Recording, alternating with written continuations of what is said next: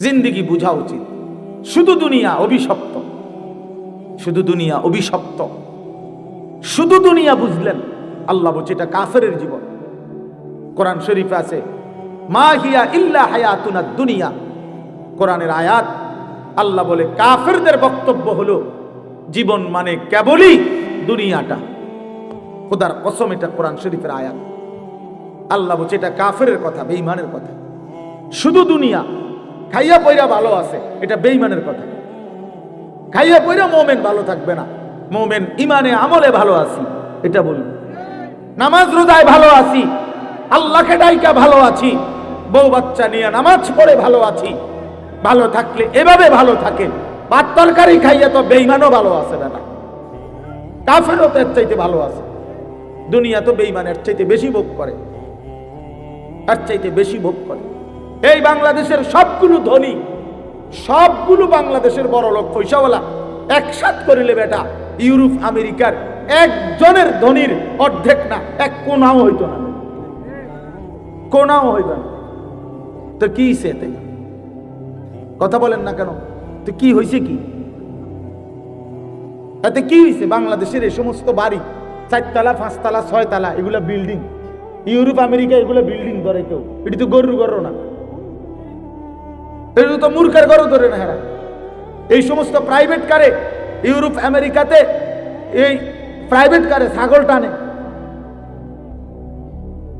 কথা বোঝেন নাই আমার? তো এটা কোনো ছাগল টানে, বাস্তব ছাগল টানে। জাপানে অত্যাধুনিক প্রাইভেট কার দিয়ে ছাগল টানে। তাইলে আমি বুঝাইতে চাইলাম দুনিয়া তো তেমন কিছুই না বাপ। যদি কিছুই হতো, দুনিয়ায় যদি মূল আকাঙ্ক্ষা প্রিয় বস্তু হতো, তো আল্লাহ বেঈমানকে দিত না, ইমানদারকেই দিত। কিন্তু আল্লাহ তাআলা যেহেতু নাফরমানদেরকে দিয়ে দিছে, এটা বুঝাই যায় মুমিনের প্রিয় বস্তু আখিরাত, মুমিনের প্রিয় বস্তু জান্নাত। মুমিন সফল হবে সেদিন হাসরের ময়দানে, ডান হাতে আমলনামা পাবে যেদিন, ইনশাআল্লাহ। হ্যাঁ, সেদিনই মুমিনের সফলতা। ফাআম্মা মান উতিয়া কিতাবাহু বিয়ামিনিহি, রব্বুল আলামিন বলেন হাসরের ময়দানে যার হাতে ডান হাতে আমলনামা দেয়া হবে, ফায়াকুলু হা উমকরাউ কিতাবিয়া, ওই ইমানদার নেককার নিজের পরিচিত মানুষগুলোকে চিৎকার করে দেখিয়ে বলবে, দেখো দেখো, হা উমকরাউ কিতাবিয়া, এই যে দেখো আনিসুর রহমান আশরাফি, এই যে দেখো পোস্টার, এখানে নাম। ঠিক এমন দেখিয়ে বলবে, এই যে দেখো আমার নাম জান্নাতীদের তালিকায় উঠে গেছে। ইকরাউ কিতাবিয়া, হাসরবাসী আমার আমল নামা পড়ে দেখো, আমার নাম দেখো। পরিচিত জন, হ্যাঁ মনে রাখবেন এটা মজার কথা, যে প্রত্যেককে কিয়ামতের দিন পরিচিত জনদের সাথেই উঠাবে। আমগরে কোনো সিনের মানুষের লগে উঠাইতো না, কিন্তু আমি আর চিনি উঠেবো, কিন্তু আমার উঠেবো হাজি সাহেবের লগে। আল্লাহ কবুল, আল্লাহ কবুল করেন, আল্লাহ কবুল করেন। আল্লাহ আমাদেরকে একসাথে বানান, একসাথে বানান। এই জন্য বললাম পরিচিত জনদের মধ্যে উঠাবে, চেনা জানা মানুষদের সাথে। তো এই নেককার লোক বলবে পরিচিত সবাইকে, দেখো দেখো আমার আমলনামা দেখো, ইকরাউ কিতাবিয়া, তোমরা পড়ো আমার আমলনামা, আমার নাম জান্নাতীদের তালিকায় উঠছে। আত্মীয় স্বজন তখন বলবে হায়, পরিচিতরা বলবে হায়, হ্যাঁ তুমি তো আমরা আলিয়াবাদেরই ছিলা, তোমার তো দেখতাম এক লগে অটোত করে নবীনগর যাইতা আইতা, বাজার করতা, একসাথেই তো খরচাপাতি করতা, আলিয়াবাদ রাস্তার মাথার মধ্যে হোটেলে একসাথে পরোটা খাইতা, কত দেখলাম তোমারে, ফাঁকি দিয়ে এই কাম বানাইলা, কোন ফাঁকি দিয়া? হায় হায়, এই কামটা বানাইলা কেমনে? আজ তোমার ডান হাতে আমল নামা, হাসরের ময়দানে দেখবেন এই যে যেভাবে মাদ্রাসার সাথে সম্পৃক্ত রেখেছেন হয়েছেন, ইনশাআল্লাহ প্রত্যেকেই তার উত্তম বিনিময় পাবে, উত্তম বিনিময় পাবে। হাদিসের মধ্যে আছে বহু জাহান্নামী জান্নাতি বান্দাকে বলবে জান্নাতে ঢুকবার মুহূর্তে যে আমি আপনাকে এক ঢোক পানি পান করাইছিলাম দুনিয়ার জীবনে, আজ আপনি আমার জন্য একটু সুপারিশ করেন। তখন ওই দিনদার, ওই তালেবে ইলম আল্লাহর কাছে বলবে, মাওলা, ইনি আমার চাচা আমারে এক ঢোক পানি পান করাইছিলেন, আজ আমি তার জন্য সুপারিশ করছি, আপনি আমার এই চাচাকে, এই বাবাকেও জান্নাত দিয়ে দেন। তো আল্লাহ তাআলা বলবেন, হ্যাঁ বান্দা, তোমার সাথে তাকে জান্নাত দেব বলেই তাকে তোমার কাছে বলার সুযোগ করে দিয়েছি। এই জন্য এই যে ছোটখাটো সম্পৃক্ততা হাসরের ময়দানে অনেক বড় হয়ে যাবে, অনেক বড় হয়ে যাবে। এই সামান্য, আল্লাহ নবী সাল্লাল্লাহু আলাইহি সাল্লাম বলছেন, লা তাহকিরান্না মিনাল মারুফি শাইআ। নবীজি বলেছেন, উম্মত, সামান্য ভালো কাজকেও ছোট মনে করো না, সামান্য হোক। এমনকি আল্লাহ নবী সাল্লাল্লাহু আলাইহি সাল্লাম বলছেন, মনে করেন একজন বয়স্ক লোক, দুর্বল মানুষ, তার বালতিটা, জগটা, কলসটা পুরাইতেছে, পানি ভরতেছে, ট্যাপে হোক আর চাপ কলে হোক।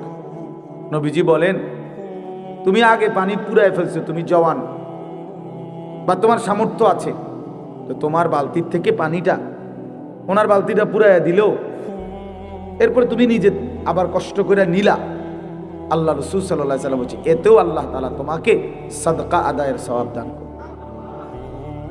ওয়ালাউ আন তুফরিগা মিন দালবিক, এই ছোট্ট হোক, সামান্য সামান্য। আল্লাহ নবী সাল্লাল্লাহু আলাইহি সাল্লাম বলছেন, কুল্লু মারুফিন সাদাকা, প্রতিটি নেক আমল আল্লাহর রাস্তায় সাদাকা, সাদকার সওয়াব। নবী সাল্লাল্লাহু আলাইহি সাল্লাম বলছেন, একটা হাসি মুখে কোনো ইমানদারের দিকে তাকানো, এটাও সাদাকা। এই জন্য ছোট্ট থেকে ছোট্ট সহযোগিতা, ভালোবাসা, আন্তরিকতা, পরামর্শ, সামান্য হোক, আমি একটা হাসিয়ে দিছি, আমার কিছু নাই, আমি বলছি যে হুজুর আল্লাহ আপনার ঘরে ভালো রাখুক, এই এক লাইন কথাও আখেরাতে আমলনামার মধ্যে দেখবেন আপনার জন্য নেকি আসছে। এই জন্য আল্লাহ নবী সাল্লাল্লাহু আলাইহি সাল্লাম বলছেন, উম্মত, কোনোভাবেই দ্বীনের বিরোধী হইও না, তোমার নাম যেন বিরোধিতাকারীদের মধ্যে না আসে। বিরোধী, এই লোকটা মাদ্রাসার বিরোধী ছিল, এই লোকটা মসজিদের বিরোধী ছিল, এই লোকটা আলেম ওলামার বিরোধী ছিল, এটা যেন কেউ না বলে। এইটা যেন হাসরের ময়দানে নিজের আমলনামার মধ্যে না উঠে। বাপ সবাইরে বললাম, এটা বহুতই বড় মুসিবত, বহুতই বড় মুসিবত। আল্লাহ নবী সাল্লাল্লাহু আলাইহি ওয়াসাল্লামের স্পষ্ট হাদিস, নবীজি বলছে, গোটা দুনিয়া মালউনা, অভিশপ্ত, লানতের যোগ্য, গোটা পৃথিবীর সব কিছুই অভিশপ্ত। চারটি জিনিস কেবল অভিশপ্ত নয় পৃথিবীতে, চারটি জিনিস, বিশুদ্ধ হাদিস। নবীজি বলছে, দুনিয়াতে চারটি জিনিস অভিশপ্ত নয়। এক নাম্বার হলো যিকরুল্লাহ, আল্লাহর জিকির, আল্লাহর স্মরণ। দুই নাম্বার হলো ওয়ামা ওয়ালাহু, যত জিনিস মানুষকে আল্লাহর নৈকট্যশীল বান্দা বানায়, মানে ইবাদত, সমস্ত ইবাদত। আর তিন নাম্বার আলিমুন, কোন একজন আলেম। চার নাম্বার মুতাআল্লিম, কোন একজন তালেবে ইলম, যে কোরআন সুন্নাহ শিখে। আল্লাহর কসম, নবীজি বলছেন, এই চার জিনিস পৃথিবীতে কোনো সময় অভিশপ্ত নয়। আল্লাহর জিকির, আল্লাহর ইবাদত, একজন আলেমে দ্বীন, একজন তালেবে ইলম, এরা কখনোই অভিশপ্ত নয়, পৃথিবীর জন্য মুসিবত নয়, বরং এই চার বস্তু পৃথিবীতে সর্বদাই দামি, সম্মানের পাত্র। এই জন্য আলেম সর্বদাই সম্মানের পাত্র, তালেবে ইলম সর্বদাই সম্মানের পাত্র। এই জন্য পক্ষে থাকেন, বিপক্ষে না, ভালোবাসেন, বিরোধিতা না, সহযোগিতা করেন, সমালোচনা না। এটা উচিত না, কোনোভাবেই না, কোনোভাবেই না, কোনোভাবেই না। এটা কল্যাণ আনবে না, সুফল আনবে না। দ্বীনের বিরোধিতাকারী কখনোই সে সফল হবে না। আল্লাহর কোরআনের বিরোধিতাকারী, ব্যঙ্গকারী, বিদ্রুপকারী কোন আলেমকে যদি ব্যঙ্গ করেন, বিদ্রুপ করেন, আর সেটা যদি বাস্তবিকে করে থাকেন, যদি দিল থেকে করেন, বুঝা শুনাই করছেন যে আমি ইচ্ছা করে এই হুজুরের বদনাম করলাম, বিদ্রুপ করলাম, মাদ্রাসাকে, দ্বীনকে, একটা টুপিকে, একটা দাড়িকে, তো মনে রাখেন এটা কুফরি। ওই লোক যদি সঠিক এটা যে সে বাস্তবিক অর্থেই কইছে, ব্যঙ্গ করছে, বিদ্রুপ করছে, তো তার ঈমান চলে যাওয়ার সমূহ সম্ভাবনা। কুফরি, কুফরি। যেন মস্কারি সব জায়গায় করতে নাই, মস্কারি করে তালাক দিতে নাই, তালাক হয়ে যায়। বুঝেন? ওই যে মানুষে দেখেন না, বলে যে হুজুর জিদ্দে কইয়া লাইছি, মাথা ঠিক আছিল না। না, জিদ্দে বলেন আর মাথা সেটটা বলেন আর প্রচন্ড রাগ নিয়ে বলেন, তালাক হয়েই যায়। তালাক দিলে তালাক কি হয়ে যায়। এবার রাগে কইছেন না শোকে কইছেন, ভালোবাসতে বাসতে কইছেন না কাশতে কাশতে কইছেন, এটা দেখার বিষয় না। এটা মুখ ফসকে বের হলেই শেষ, তালাক হয়ে যায়। এই জন্য জরুরি বিষয়। কুফরি এমন, কুফরি কোনো কথা বাক্য এটা মুখ ফসকে বের হয়ে গেলে কুফরি হয়ে যায়, কুফরি হয়ে যায়। আল্লাহ তাআলা বলছে, বান্দা সাবধান থেকো, তোমার কথা এবং কর্মের কারণে হতে পারে আন তাহবাতা আমালুকুম ওয়া আনতুম লা তাশউরুন। সূরা হুজুরাতের সরাসরি আয়াত। আল্লাহ বলেন, হে ঈমানদার সাবধান, আল্লাহ এবং রাসূলের আগে বেরো না। কোরআন শরীফের সরাসরি আয়াত, ইয়া আইয়ুহাল্লাযীনা আমানু লা তুকদ্দিমু বাইনা ইয়াদাইল্লাহি ওয়া রাসূলিহি। আল্লাহ এবং তার রাসূলের আগে বাইরো না, মানে কোরআন সুন্নাহর আগে বাইরো না। আরে রাহেন হুজুর, কইলে হইব নাকি আপনারা? কি কইলে হইব নি, মানে কি কইলে হইব? আপনারটা কইলে হইব? আল্লাহর কোরআনকে আপনি কি করলেন? উড়াই দিলেন। আরে রাখেন, সব কথাতে হুজুর হাদিস কোরআন টাইম নেন না, এমন বেয়াদব নাই। কথা বলেন না কেন? জঘন্য বেয়াদব, জঘন্য বেয়াদব, নিকৃষ্ট বেয়াদব এই লোক। কি বললেন? আরে বেঈমান, কি বললা তুমি যে সব কথায় হুজুর কোরআন কিতাব টাইম আইনেন না, সব কিছুতে হুজুরারে আইনেন না? কেন? কোরআন সব বিষয়ের জন্য না। কথা বলেন না কেন? দ্বীন সব বিষয়ের জন্য না। তাইলে আল্লাহ বলছে সাবধান, হে মুমিন, আল্লাহ এবং তার রাসূলের আগে বেরো না, আগে বাইরো না। আওয়াজটা পর্যন্ত রাসূলের আওয়াজের চাইতে বড় করো না। খোদার কসম, কোরআনের আয়াত। আল্লাহ বলছে তাহলে কি হবে? ক্ষতি কি হবে? ক্ষতি হবে আন তাহবাতা আমালুকুম ওয়া আনতুম লা তাশউরুন। তাহলে তোমার পুরা জিন্দেগীর সমস্ত আমল এক নিমিষেই বরবাদ হয়ে যাবে, অথচ তুমি জানতেও পারবে না। আপনার বিশ্বাস না হলে কোরআন শরীফের তরজমা, বাংলা অনুবাদ আপনি এখন দেখেন, আপনি কিন্না দেখেন, বাইত নিয়ে দেখেন। 26 নম্বর পারা সূরা হুজরাতের একবারে প্রথম আয়াতের মধ্যে আছে। আল্লাহ বলছে সাবধান বান্দা, আল্লাহ রসুলের আগে বেরো না। উলামায়ে কেরাম কোরআনের, হ্যাঁ ব্যক্তিগত কথা বললে আপনি ফেলে দিয়ে, কোন আলেম যদি ব্যক্তিগত কথা বলে, যেমন আমি আপনাদেরকে বললাম, ও ভাই মোবাইল এটা নামান, মোবাইল নামান বেটা, ফালতু কথা, একটা বাজে আলো রে দিয়ে রাখছে, একজনও মোবাইল ধরেন না, এমনি শুনেন মিয়া, মোবাইলের দিকে পুরা নজর। মোবাইল যতক্ষণ হাতে থাকে ততক্ষণ দিল জমে না, এই সারাক্ষণ ইবলিসে, শয়তানে এটা কামড়া। দেখেন এটা পরীক্ষিত, এই সারাক্ষণ তখন শুধু মনে হয় এটার মধ্যে উঠতেছে কিনা, খসর খসর করে শরীর, আর নিজের কোনো ফায়দা হয় না। এই জন্য হাতে মোবাইল নামাই ফেলেন, হাতে ধরে মোবাইল রেকর্ড করা কোনো সময় করবেন। আমি শক্ত এই জন্য ধমক দিলাম আর কি, রাগ হয়ে না। আপনি পরীক্ষা করে দেখেন, ছেলেরা তোমরাও পরীক্ষা করে দেখো, দিল জমে না। 30 বছর না 300 বছর আল্লাহর কথা এরকম গাফলতের সাথে শুনলে বাপ, জীবন কোনোদিনও বদলাবে না। জীবন বদলাবে না। এই যে আছে যেমন আছে এমনই, যেমন আছে মানে ভাত মাছ চাল ডাল বিরিয়ানি খিচুড়ি, হ্যাঁ এই খালাস। না না, এগুলো কোনো কিচ্ছু না। কোনো বিরিয়ানি স্থায়ী কোনো সমাধান না, খিচুড়ি কোনো স্থায়ী সমাধান না। 4-5 ঘন্টা পরে আবার ওই আগের জায়গা। এই জন্য এগুলো কোনো বিষয় না।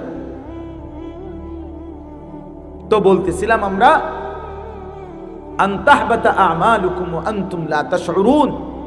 আল্লাহ বলে, বান্দা তোমার পুরা জিন্দেগীর আমল শেষ হয়ে যাবে, তুমি হয়তো জানতেও পারবে না কখন যেন তোমার সব শেষ। হাসরের ময়দানে গিয়ে দেখবা, প্রিয় বাপ প্রিয় ভাই, কোরআনে আছে আল্লাহ বলে, নাফরমান বেঈমান দুনিয়ায় থাকতে মনে করছিল, আল্লাযীনা যাল্লা সাইয়ুহুম ফিল হায়াতিদ দুনিয়া ওয়া হুম ইয়াহসাবুনা আন্নাহুম ইউহসিনুনা সুনআ।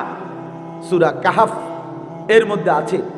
আল্লাহ বলে, নাফরমান বেঈমান মনে মনে ভাবছিল দুনিয়ায় সে বড় বেশি ভালো কাজ করেছে। ওয়া হুম ইয়াহসাবুনা, সে ভাবছিল সে বড় বড় মহৎ কাজ করেছে, কিন্তু ঈমান না থাকার কারণে, কুফরি হয়ে যাওয়ার কারণে, বেঈমান হওয়ার কারণে, ঈমান হারিয়ে ফেলার কারণে, খোদার কসম সবগুলো ভালো আমল নিয়েও পৃথিবীতে সবগুলো মহৎ কাজ নিয়েও হাসরের ময়দানে মিজানের পাল্লায় যখন তার জিন্দেগীর আমল রাখা হবে, ফালা নুকিমু লাহুম ইয়াউমাল কিয়ামাতি ওয়াজনা। আল্লাহ বলে, মিজানের পাল্লায় তখন তার এক বিন্দু ওজন আসবে না, 100 গ্রামও হবে না, 100 গ্রামও হবে না। কেন? ঈমান ছিল না। কি ছিল না বলেন না কেন? হ্যাঁ, খামখেয়ালি মনে করেন। কোরআন শরীফের আয়াত এটা। কি ছিল না? ঈমান ছিল না। কুফরি করছে, শিরিক করছে, নিফাকি করেছে। হয় জীবনের মধ্যে কুফরি ছিল, নয়তো শিরিক ছিল, নয়তো মুনাফিকি ছিল। এই জন্য শুধুমাত্র কালেমা লা ইলাহা ইল্লাল্লাহ মুহাম্মাদুর রাসূলুল্লাহ এটা মুখস্থ থাকলেই ঈমানের জন্য যথেষ্ট না। এটা তো বাক্য, ঈমানের সাক্ষ্য। কিন্তু এই লা ইলাহা ইল্লাল্লাহ আমার কাছে কি চায়, মুহাম্মাদুর রাসূলুল্লাহ আমার কাছে কি বলতে চায়, এটা কেন দিল আমারে দিয়ে এটা পড়াইলো কেন, এটা বোঝা উচিত। ঈমানের দাবি আছে, ঈমানের চাওয়া আছে। লা ইলাহা ইল্লাল্লাহ আমাদের কাছে কিছু চায়, মুহাম্মাদুর রাসূলুল্লাহ আমাদের কাছে কিছু চায়। সেটা কি? সেটা শিখতে হয়, সেটা বুঝতে হয়। বাবা, আপনারা অনেকেই মনে মনে ভাবছেন এইটুকু বাক্য বললেই আপনি মুমিন। না রে বাপ। হাদিসের মধ্যে আছে, নবী সাল্লাল্লাহু আলাইহি সাল্লামের একজন সাহাবী জুনদুব ইবনে আব্দুল্লাহ, জুনদুব ওনার নাম। এই সাহাবী 13-14 বছর বয়সী কিশোর। উনি বলছেন, আমরা এরকম কিশোর বয়সী সাহাবীরা কয়েকজন আমরা নবীজির কাছে লম্বা সময় ছিলাম, নবীজির সাথে কাটাইছি সময়। আমরা তো থাইকা কি করছি? 1 নম্বরে তাআল্লামনাল ঈমান। আমরা নবী পাক সাল্লাল্লাহু আলাইহি সাল্লামের কাছে আমরা এই কিশোর বয়সী সাহাবারা প্রথমত ঈমান শিখেছি। কি শিখেছি?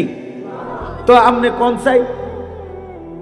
কিছুদিন যদি একেবারে 1 সপ্তাহ হয়, তো লা ইলাহা ইল্লাল্লাহ মুহাম্মাদুর রাসূলুল্লাহ এই বাক্য এটা শিখতে 1 সপ্তাহ লাগে।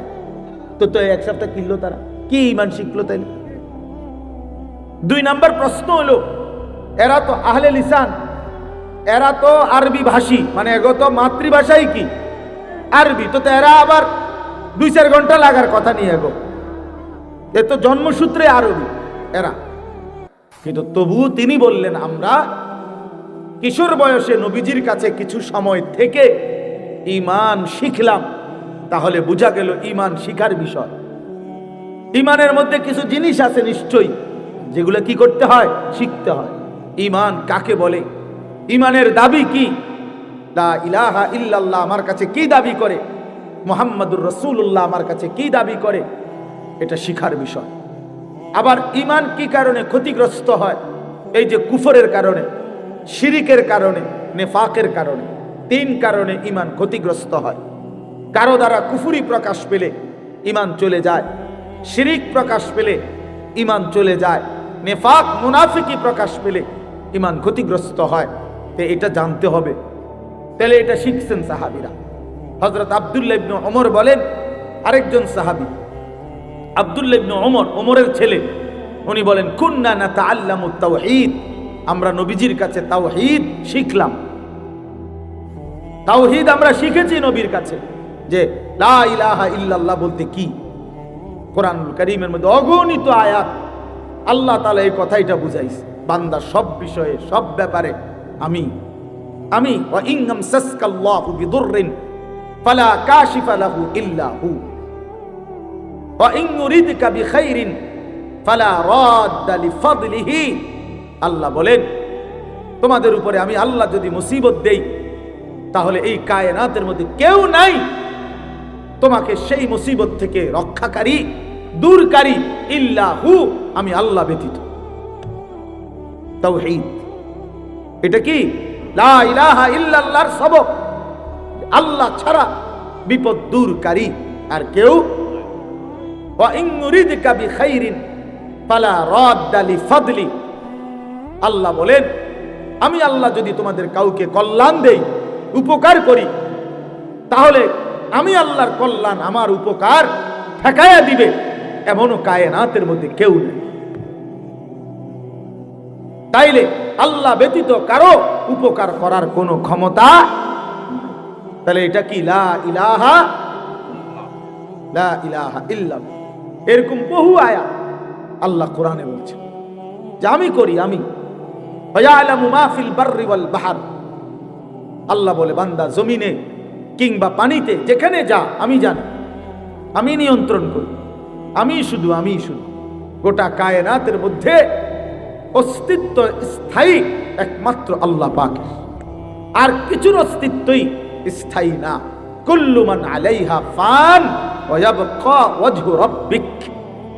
গোটা কায়নাত ইসরাফিল ফু দিলে শেষ হয়ে যাবে, থাকবে শুধু একজন, তিনি মহান আল্লাহ।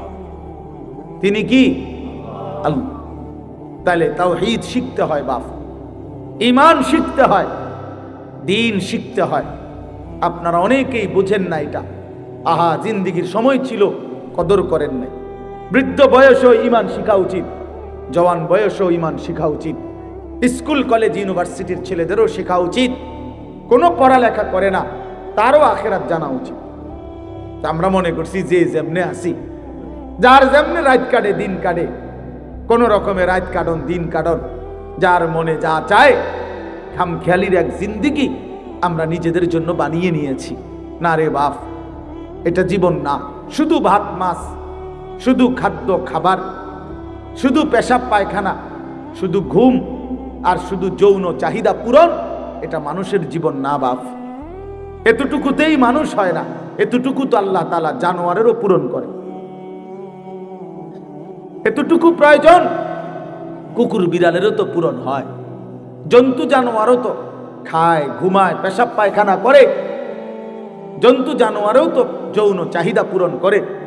এই জন্য তো গরু ছাগলেরও বাচ্চা হয়, কুকুর বিড়ালেরও বাচ্চা হয়। তো কেমনে হয়? যদি তাদের লজ্জাস্থানের চাহিদা পূরণ না হতো তো বাচ্চা হলেও কেমন? তাহলে জীবন মানে তো শুধু বাত্তরকারী না, জিন্দেগি মানে তো বাত্তরকারী না। জীবন মানে মনের চাহিদা পূরণ না রে বাপ। তোমরা অনেক ছেলে মনে করছো এটাই। পেটে ভোক লাগলে তোমরা খানা খাচ্ছ, আর শাহওয়াত লাগলে, মনের চাহিদা তৈরি হইলে নারী ছবি, উলঙ্গ দৃশ্য, জিনা ব্যভিচার দেখছ, খালাস, দুই চাহিদা পূরণ করছ। এক পেটের চাহিদা, এক লজ্জাস্থানের চাহিদা। এরই নাম জীবন, এরই নাম জিন্দেগি, এরই নাম কতক্ষণ পরিশ্রম করে কিছু কামাই করে, তো এইটুকু কামাই দিয়া পেটের চাহিদা পূরণ করে, আর বাকি টাইম এই নারী ছবি, নাটক, সিনেমা, অশ্লীলতা, বেহায়াপনা, অসভ্যতা, নোংরামি, নাচ গান, বেহায়া, বেপর্দা। আহা, মানে লজ্জাস্থানের চাহিদা পূরণ করে। এই দুই শাহওয়াত, এক পেটের ক্ষুধা, এক যৌবনের ক্ষুধা, এরই নাম জীবন, এরই নাম মুসলমান। এতটুকুই মোমেন, এতটুকুর জন্যই আল্লাহ বানাইছেন। বলেন বাপ, একজনই বুঝে, সবাই একসাথে বুঝবে না। এত বাচ্চা কাচ্চা এত জনের ফিকির একসাথে করলে হবে না। এই জন্য আমি বললাম যে আপনি চুপ করে দেখেন, এরপরে যে কাবজাব করে করুক। সবাইরে গুছাইয়া পারতেন না, একেবারে সব 100 ঠান্ডা কইরা তারপরে ওয়াজ করবেন, ওই তো নাই। এই কাবজাব করলে বুঝাইতে বুঝাইতে সময় যাবে না। তার চাইতে বলতে থাকি, যে কয়জন আল্লাহর বান্দা শুনলেন আলহামদুলিল্লাহ, আলহামদুলিল্লাহ। এই জন্য আমি আপনাদের কাছে অনুরোধ করলাম, বাবাদের কাছে, ভাইদের কাছে, ছেলেরা তোমাদের কাছে,